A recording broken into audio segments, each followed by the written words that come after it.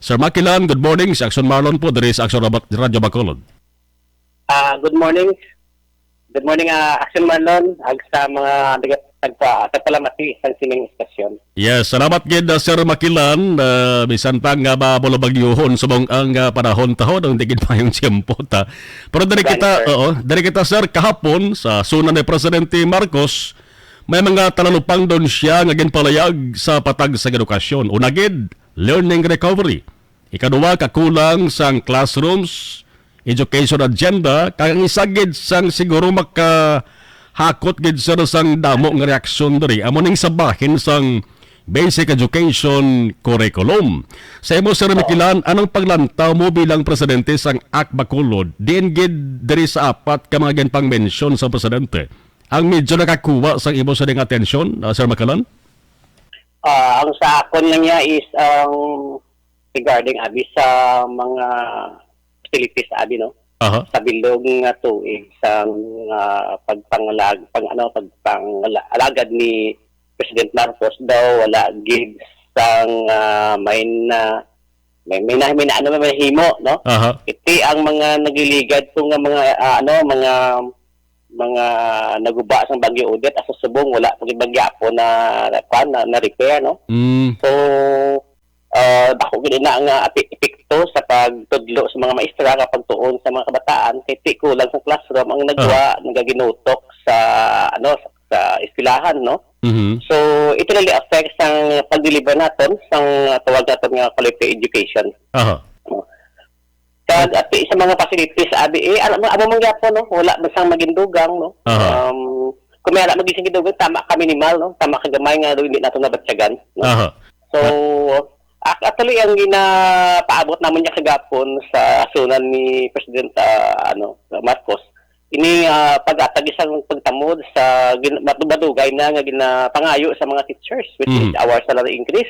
Yes. Because ang salary increase nga ginhatag sa nagligad nga January to at pamatuya ining epekto pa siya sang ginhatag ni President Duterte.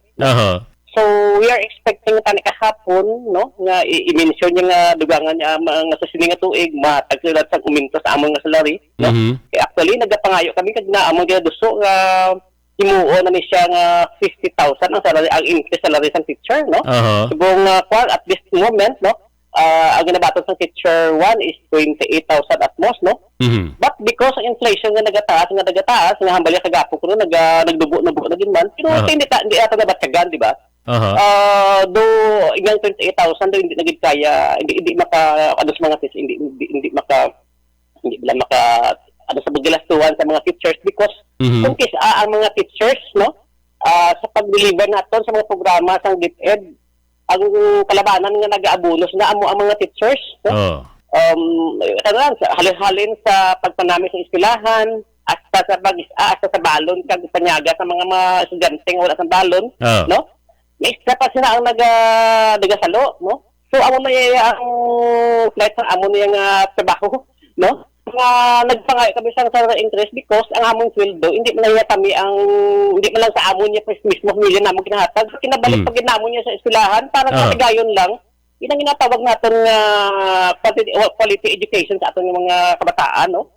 So, that's why nga, paulit-ulit namon ni duso nga kumpani no talatang doon man niya ang mga maestra no para nga mahatag man namon ang nagakaigo nga serbisyo sa aton nga mga pamuluyo o sa aton mga estudyante.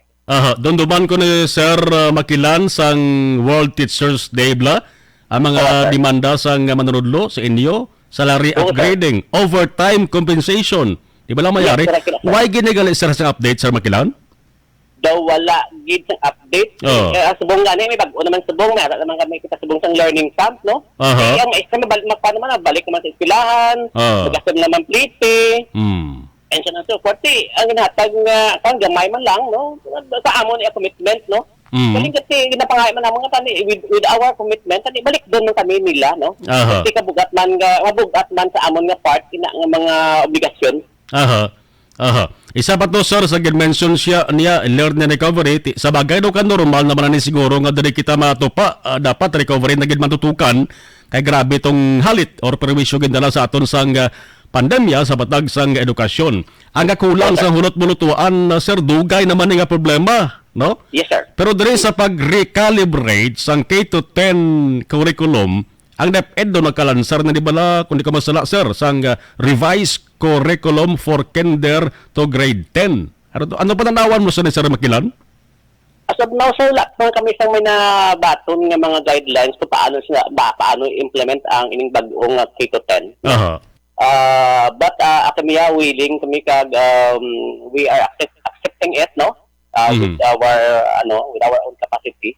No, at kaling kasi ang ginano namon nga okay na siya ang mga changes. Ang ano lang namon nga hindi lang maapektuhan ang mga teachers, no, sa ila paghatag sa dagang nga delivery. Sabay pa nga sa pag-implement ng mga curriculum nga ini, hindi naman magwaan naman blasang kwarta ang ila lang mga para matigayon lang mapagwa naman ng teachers ang ilang kwarta sa ilang bulsa.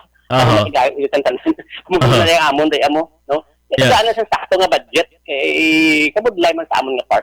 Aha. Dunduman ko na, sir, sang senador pa si Bongbong Marcos 2015 sa nakahambal na ni sa Sir Makilan nga para sa iya hindi epektibo nga tikang ining K-12 para sa kalidad nga edukasyon. So ang gwa daw di sa pabor sa K-12 sa baylo ginsuggest ato Sir Makilan nga dapat pasangkaron pa ang competency, ang kakayahan baga sa mga teachers kag ang pag-upgrade sang mga educational materials amo ni para sa iya ang maayo nga tikang para sa kalidad nga education sa mga Filipino students. Aha. Actually, sir, ang teacher sa iya capable sila sir magtudlo whatever nga curriculum nga ginaduso sang DepEd, no? Capable na sila sir. Ang ginapangailan namon sa iya ang support alin sa ila. No? Another one is inibla ang mga ang ano subong sa bilog nga tuig. No, we feel nga doon na kami teacher, no? So na lang kami do reporter na lang kami nga we report everything, no? Nga ina siya nga mga trabaho inang paghatag sa mga paperwork, yung mga reporting whatever is that, no? Amon siya nagahinder sa paghatag namon sa quality education. For example, no, may cobra sa amon nga mga paperwork amon ni asap, no? So ano ang matabo ibayaan sa teacher, no? Iya nga itagaan sa mga sitwork, whatever nila ang iyang kabataan, no? Nga kunti. Kung amo na ang sistema, hindi la full ang paghatag namon sa quality education, no? So, ina siya mga paulit-ulit lang bilong tuig at support, no? So, tani, no, likawan nato atong anong mahimo nila dabla, no? Nga ma-lessen, no, ang paghatag sa kadamo-damo nga mga paperwork sa mga teachers. Kaya isa sa mga hindrance sa among paghatag sang tawag nga quality education. Sa kabay pa, sir, nga pamatian ang dugay na ninyo nga demanda o panawagan sa gobyerno ta. Next sunda naman siguro hulaton ta, Sir Makilan. At ito sa sininga suna daw wala agi kay reporting nga reporting daw lang daw palipad hangin lang. Daw same lang sa gyapon para sa imo sang suna nagligad. Ang sura sa liga di iya mga plano. Kasi nga tuig iya ti sa paglantayo do reporting sa saya na accomplishment. Nabla kan mahimo niya sandali ka kanang mga. So wala gid do wala sang konkreto nga plano paano himuon. Kabay pa, sir, nga mapamatian ang inyo sa nga panawagan. Thank you so much, good. At Bacolod President Nitoy Makilan, sir. Thank you so much, good, sa information. Good morning. Thank you, sir. Thank you, sir, and good morning. Action Hotline.